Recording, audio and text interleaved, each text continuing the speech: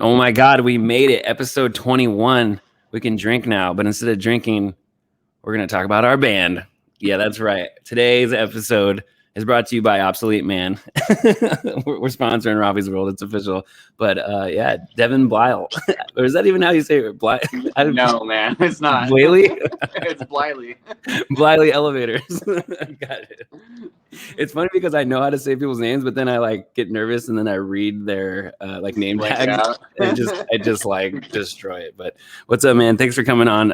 You called me out short notice, but we had a band talk last night and I just wanted to continue it because you were just so good at like handling business. And I think it's important for people to kind of see the behind the scenes of, the Bay Area hardcore power violence scene because it takes a lot of work to make it look like there's not a lot of work being done, which is like the story of our life. But give me a little intro. I don't know if a lot of my friends or family or people in Robby's world know who you are, but yeah, like tell me a little about your life, and then of course we'll talk about the band. Well, for all of the other folks in Robby's life who don't know who I am Devin. I play bass in Robby's band, Obsolete Man. I live in Oakland. I work for the Alameda County Homeless Action Center. And I'm originally from Pacifica, but I moved out here like 5 years ago. Cool. Yeah. Do you have any highlights, not lowlights, of living in Pacifica? Any fond memories of Pacifica?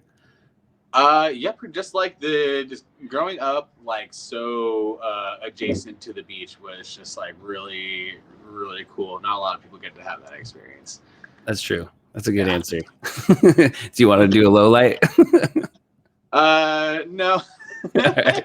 We'll talk about those later. But and your family's still involved out here, so that's cool. And then like your grandma Amy is awesome too, obviously. So we'll give her a little shout out. And then you were friends with Gino back in the day. When did you guys meet? Me and Gino went to middle school together, actually. Okay. So me and Gino have known each other for like 20 years now at this point. Like the majority of our lives, I feel like that's one of the main reasons our band works so well is because like we've all known each other like for a long time in different realms. So Gino was in 5 Characters, obviously. You knew him through those days, and then I hit up Gino to revive 5 Characters, and he's like, "No, you gotta join this power violence band." I didn't even know what power violence was, and so that's what introduced me to you.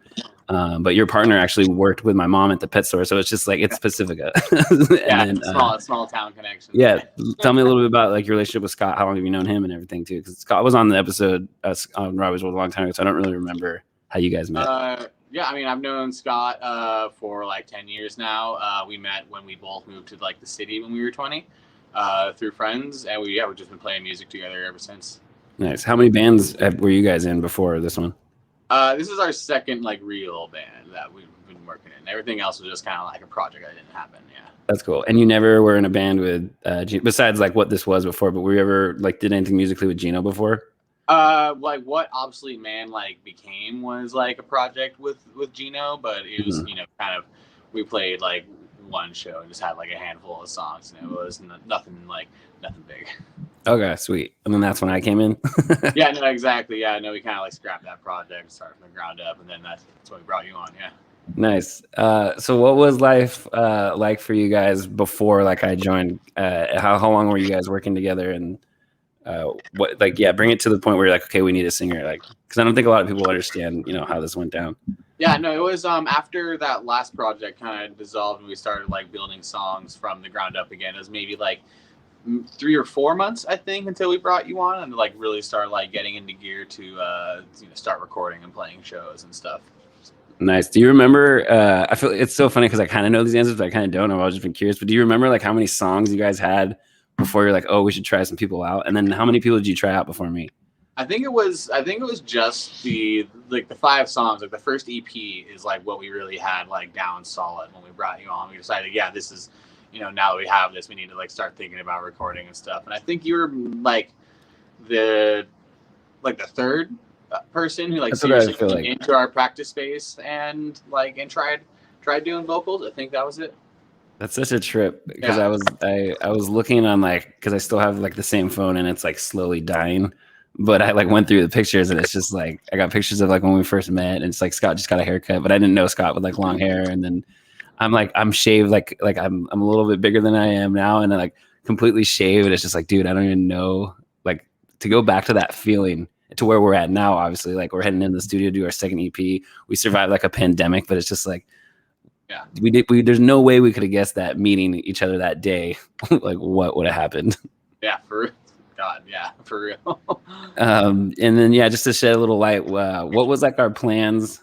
I'm more of like asking you these things because I think you're more on top of these than you remember, and plus like it'll be cool to like look back on these, like, you know, we'll come back and revisit. But what was our like original plans for our debut, and then and then we'll talk about how we kind of like got through the pandemic together. Yeah, I mean, the original plans for the debut was, we had the full, online release lined up, and we still went through with that. But aside from that, we had, 2 full shows. Sorry, 1 second. We had the 2 shows set up. The one out here in Oakland and the one in the South Bay. And I know we had 3 shows set up. We had one set up in San Francisco as well. Yeah, we were like doing it. Yeah, no, we had like a really good release cycle like on the way, and then like even had stuff like for April set up the next month, but it all just totally just kind of like crashed around us and wasn't able to happen. That. And we were like setting up our own shows, like, so we were pulling like triple time. I felt like planning the release, obviously, and then we were hitting up like publications and different websites to get that going. And we kind of had that like one little band meeting about like dividing and conquering. And you were doing a lot of the heavy lifting on the booking. Are there any bands that you want to give a shout out from those shows? And like, are they all still around, or like, do you know anything like what's going on with them? I think most of them are still around. Definitely a big shout out to Grosero and Temptation 87, who are going to be playing in Oakland with us. I know in the city it was going to be our homies in Wrecked, and Brewha was going to be playing with us as well. It's all coming back to me.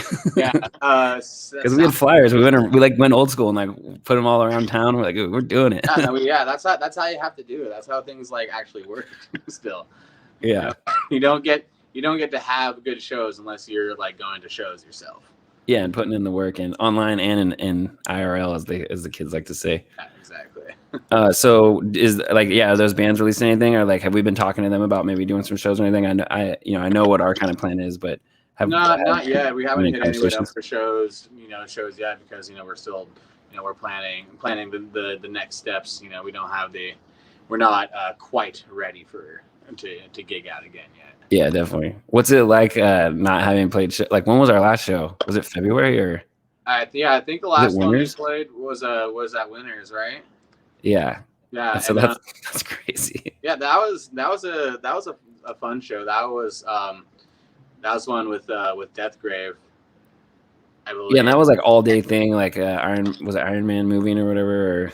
Yeah, it was all day thing. I remember that being really fun and being like, oh man, this is it. Like, I'm back in a band where like, this is it.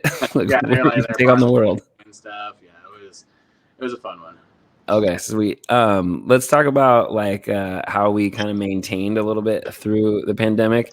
Anything that you want to highlight as like for a band, like people that check out that we released during the pandemic, because it's like kind of a blur. Yeah, no, I think that the thing that really kept us relevant through the pandemic were the 2 music videos. That's kind of like the best kind of piece of media that you can put out without actually like getting in a room. And that's true. And so we did like the first one was for Violence, and that was like Kevin Bleyle cut that together for us, and then we got the drone footage. Yeah, so that was pretty cool, and that came out on. They were both drone footage based videos. One, so then the second one was Stoic. Yeah, it was like fires or something. Yeah, the red skies in the city in Oakland. That's so crazy. The campfire was happening, which is super scary and brutal. We're a very California band. We represent all the crazy natural disasters, and then obviously the global pandemic. I know we did some stuff with what was the venue? Why is it the Parkside? Yeah. That was probably another thing that was good, and then we did that with the Parkside we were working with them. Half of our donation went to them, the other half went to the Anti-Police Terror Project. which was a really, they're doing really good work out here in Oakland for like a Black Lives Matter movement. Yeah, so during the pandemic, then like obviously, so our video came out, was it Memorial Day? Yeah, and then that night, George Floyd got murdered.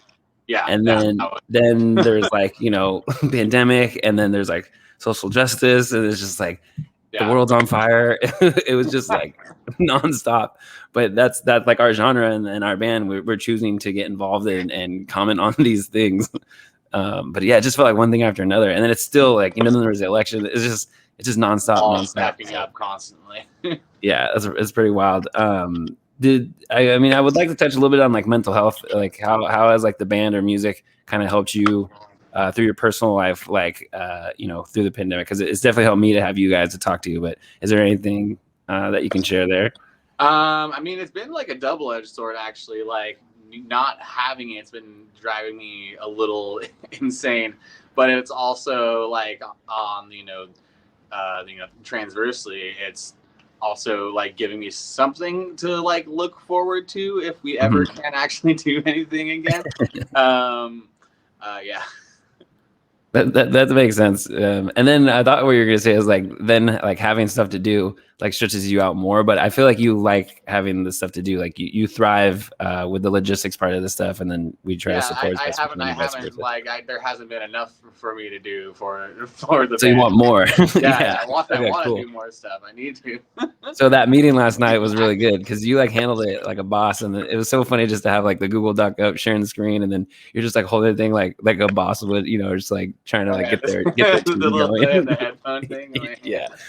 But yeah, it was good. Okay, so for like music videos, and then we obviously did like we support where we could. We still have merch that we're selling. They're like, what else can people kind of like before we turn this next chapter on to the second EP? Is there anything else that we wish we would have done or people can revisit for the first one? I really wish that we could have somehow fit in the live stream, but getting us all in a room with the virus going around was a really hard, really hard for us, and we tried a couple of times. I remember us having a conversation. It just wouldn't work out. And what was the other part of your question? I guess so. Like, yeah. So, what should people go revisit before we start this next chapter? Like, is it the music videos? Is it the website, the Bandcamp? Like, there's some there's like smalls and double XLs left and everything. But before we kind of turn this next chapter, is there anything else that you want to talk about? Yeah, go to the Bandcamp, buy shirts for your large friends and your small friends, because all your regular size friends, all the other folks in between are sold out. Medium and large is the hardcore power smalls and the double X and the triple X. I don't know if we got any triple X, but I don't think so, because I had a few friends like, oh, when you get the big boys, let me know. So we printed some of the new shirts. So that's fun. Yeah. But yeah, I think we did a pretty good job, like getting the music again, because we were planning for like a physical release, and we have the cassettes and the patches and the stickers and stuff. So I imagine we'll just kind of have those at shows, and those would be the things that I would be after if I wanted to be involved, in the beginning of the band. Totally, and definitely, go to the Bandcamp and listen to the album again, and definitely get a cassette. Cassettes we still have a ton of them to push out. We've already gotten rid of a ton of them, but we still have a handful that we still need to get. And the cassette comes with a free download, which is great too. So it's like you're supporting the band, you get the physical. You actually reminded me. So what's the difference between like the album on the cassettes versus the album on the Bandcamp versus the album on Spotify? I remember us kind of talking about, but you reminded me. So this could be like a good little Easter egg for folks. Totally. For everyone who's listening, buy a cassette, but the real experience, we'll say it is listening to the Bandcamp and with the Bandcamp downloads. Yeah. Because those have samples in them that we could not put on the cassettes or Spotify because we got busted last minute. We tried to pull a quick one. The unlicensed versions are on the Bandcamp, but those are the real versions. Yeah, so if you buy the cassette, you get obviously the physical, you get the digital, but you get both versions of the EP. Yeah, exactly. So if that's not a selling point, I don't know what is. Exactly. Yeah, the cassette is both versions. The official ones are digital. Okay, so talk to me a little bit about this next EP. How we're obviously, this is the main reason I wanted to have you on the show, is tomorrow morning. Sorry, we're going to be entering the studio to record EP number 2. So what are you feeling about it? What are you excited about? What are you worried about? Yeah, we'll just wrap on this for a while. I'm stoked. The only thing I'm worried about is fitting everything within the time window and not spending even more money than we already have. Yeah, you and Gino, well, all of us are very.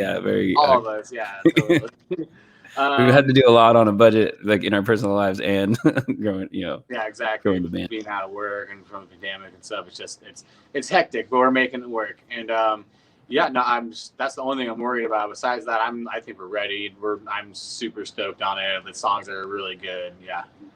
Isn't it less it's more material, less minutes though, right? Because this it is. That's what's so crazy, is like we're more so worried, but we added another day. But yeah, because I think everything on Short History of Decay is over. I think there's one song that's just shy of a minute. There's actually a couple songs that, like, I know there's one song that gets over 2 minutes, which is super long for our That's song. Guilt, right? I think so. Okay.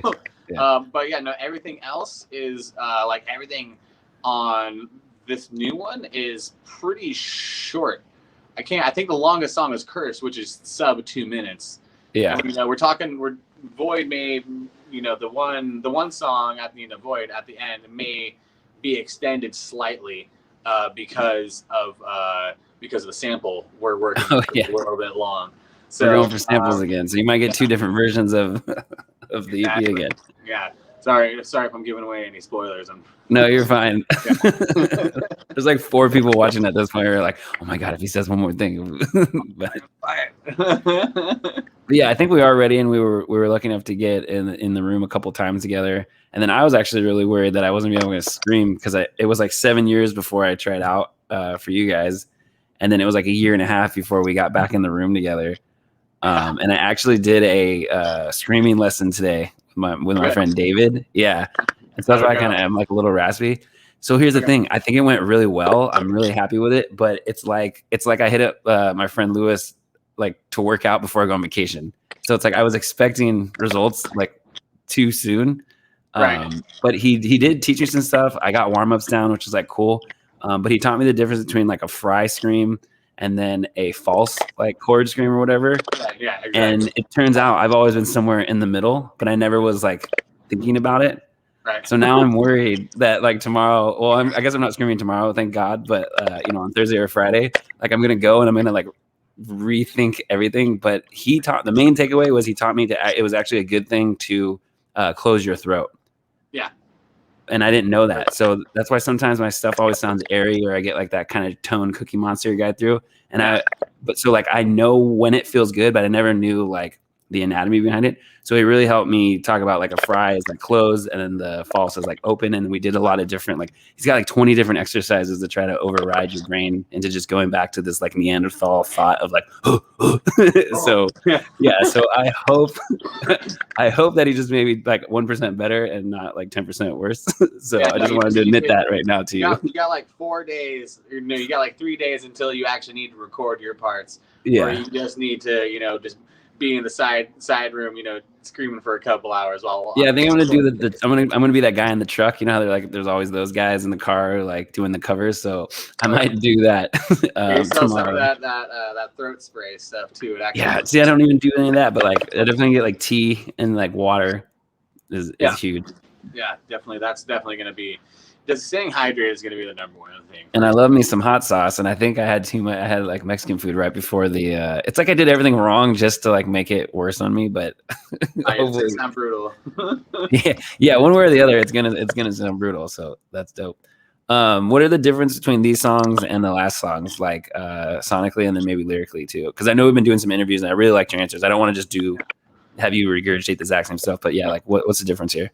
I would say that sonically, they're like, sonically, tonally, we're trying to separate the bass and the guitar a little more.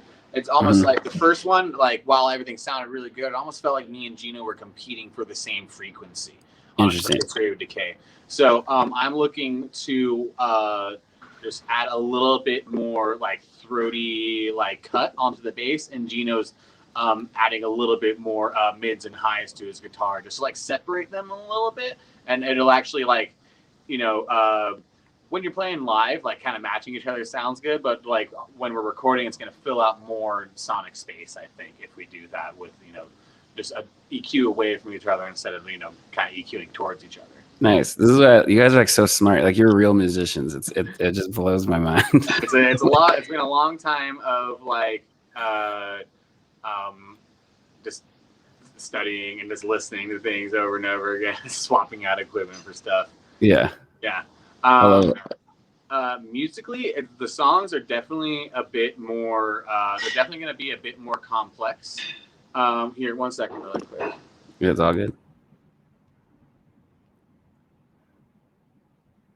This is a first. Devan has muted himself to talk to someone, so I'm just gonna fill the dead space. I'm just gonna describe how handsome he looks. He's shaved his beard down, and he also cut his hair, and he's back. I'm back now. Sorry about that. Nice. I was just saying that's a first that no guest has ever muted themselves and made me like fill the dead air. So that was good. Thank you. Oh yeah, no, I'm sorry about that. But yeah, it's like your neighbor's like, hey, what's going on? Because you're like right by your window or whatever. But yeah, no, exactly. Yeah. Okay, yeah. So musically, the difference, and then yeah, I want to talk a little bit about the lyrics because we all contribute to like that too. So yeah. I think that's really cool and unique. Yeah. Yeah. Musically, the songs are definitely a bit more. There's a lot more to the songs. I think there's a bit more texture, a bit more technicality, a bit more complexness to the to our actual songs. And I think that, like, yeah, lyrically, the content has changed as well. We've gone, like we were talking earlier, as things have developed, our lyrical content has also gotten more like away from like what's in our heads and gone more towards like what's going on in the world. Yeah. I like to describe like a short history of decay. It was like I was going through a lot of mental health stuff, like just getting into therapy, just getting like certain diagnosis, battling with my CPAP and my sleep apnea. So a lot of it was like inward and like that kind of stuff. And then we kind of talked about this EP number 2 being more of like our observation of the world, like us against the world, or the world against the world, something like that. So that was kind of cool to play with. But there's definitely a lot of self-deprecating stuff on this next one too, because like that's just how Gino rolls. So yeah, I think that's how we all roll. Yeah, it helps. And so yeah, I guess is there any like other things that we need to highlight for this next EP before we talk about a little bit about like what the rollout is going to look like, and then we can kind of hold ourselves accountable to that. I definitely would say start looking for small things at the end of August, early September, and start looking for big things at the end of September, beginning of October. Nice. And we talk about one small thing. Really divulge right now, I think. One small thing that I'm wearing right now. Yeah, I wanted to make sure that was on purpose before I said anything. Yeah, I was surprised we didn't bring it up, but I was just like, if you've lifted this much, we got some shirts to sell. So why don't you tell me your idea behind this and give a shout out to the artist, and then I'll try to get like my back on this. Oh yeah, get to turn around for us a little bit. But yeah, no, it was a guy from Portland at Clumsy Goods. He was a recommendation of a homie of ours up there who knows him. Just like I can see from his Instagram, he's worked with a bunch of bands and stuff. So I hit him up, and he was just like, asked us what we wanted, just had a great idea, and then I was like, we dug the design once he sent it to us, so we printed it. Nice. And what's the idea behind this like short run? What are we hoping to achieve here? Oh, we're trying to it's a limited amount of shirts, so we definitely want people paying attention when they drop and get one before they sell out, because we're trying to use the funds from this to partially fund our recording that we're going to this week. So this is a limited run. We're never going to print it again. It's kind of like one off. It has like the song titles from two of the songs that we didn't really do a video for anything for, but are the most like kind of mental health and the world is just effed either way kind of attitude. That's front and back. Oh, that's a good call too. Yeah, we stepped it up on the double print. Yeah, exactly. So yeah, if you guys want, you're watching this, you want to support Four Dudes Dreams of Power Violence Domination, then this is only gonna be on our Bandcamp. And then I'm not sure when they're gonna be up, but that's Devan's job. Yeah. We'll be working on it. We'll be working on it soon. They'll be up there. Is there anything else that go ahead? What? Oh, it's a matter of days. Oh, nice. Well, because we're gonna get some photos and stuff. Okay, it's all coming back to me now. So as soon as it's up, I will update everyone in Robby's world. Yeah, and hopefully maybe a week or two at the most. Yeah, don't rush there. Plus, this airs Sunday, the day after we finish being in the studio. So perfect. Okay, we have some time. Right. And yeah, we're coming up on like a couple more minutes. Is there anything else that you want to talk about, or anything that I should have asked, or has this been enough of a Obsolete Man commercial that you think people are sick of us talking about it? No, this thing, and how much we've talked about it's an infomercial at this point. This is a full 22. Yeah, this is a full TV time slot, right? Yeah, Channel 26. Thank you for supporting two Pacifica boys. No, I think that you definitely covered everything that that I've been answering and all in the interviews and stuff that have been coming our way. Yeah. Any other bands that we're looking forward to that are coming up, or that you want to give a shout out, or like any like things about like certain scenes that you really like or that you want to give a shout out to? We are seeing some cool stuff happen. I think it's still a really good time to be in a hardcore power violence band. No, absolutely. It feels like there's like a tons of bands coming out right now. There's a lot of bands that are getting really popular right now. Like especially like South Bay has it really going on with like Tsunami and Scowl and stuff. And then Spy is they're all spread out all over the Bay Area. Those guys. Yeah, so maybe more bands that it's like someone's never heard of Bay Area like hardcore power violence. Like we would recommend like obviously Gulch, Drain, Tsunami, Spy, Scowl. They're definitely good recommendations for hardcore. None of them really like slip into like a power violence category. You're gonna want to look more for like World Peace or Choke. Those are two really good recommendations for power violence. Yeah, I just want this to be like an intro to my world, because I called a real estate broker today for a completely different thing, and she's like, "So what's hardcore power violence?" I was like, "Were you on my website or something?" She's like, "I kind of like it." But so like now I can send her like World Peace and Choke, and then like, "See you later, lady." Exactly. Yeah. So real quick, let's put up our Bandcamp. I always forget this part, so that's obsoleteman.bandcamp.com. There's tons of stuff in there. There's obviously our music first and foremost, and then our merch, and then we'll be sneaking stuff up there. And then after that, obviously, if you want to catch up on episode 1 through 20 of Robby's World, you can go to robbysworld.tv. Martin, you're on fire. Look at that. And the next one is shout out to Pacific Coast Television. Used to be Channel 8, as I was telling Devan before this, and now it's Channel 26 in Pacifica, or Channel 27 in Half Moon Bay. But yeah, those are the sites. Please support. Devan, final words. How do you feel about this? One word to describe how you're feeling about the podcast, about recording. I'm excited. I'm just like, I'm all thoughts on tomorrow. Cool. I'm ready to go, man. Thank you so much for being on Robby's World, and thank you for letting me be in your band, dude. You called it my band, but it's your guys' band, and I appreciate you letting me come along on this journey. Oh yeah, of course, baby. We love you. All right, baby. Love you too. Peace.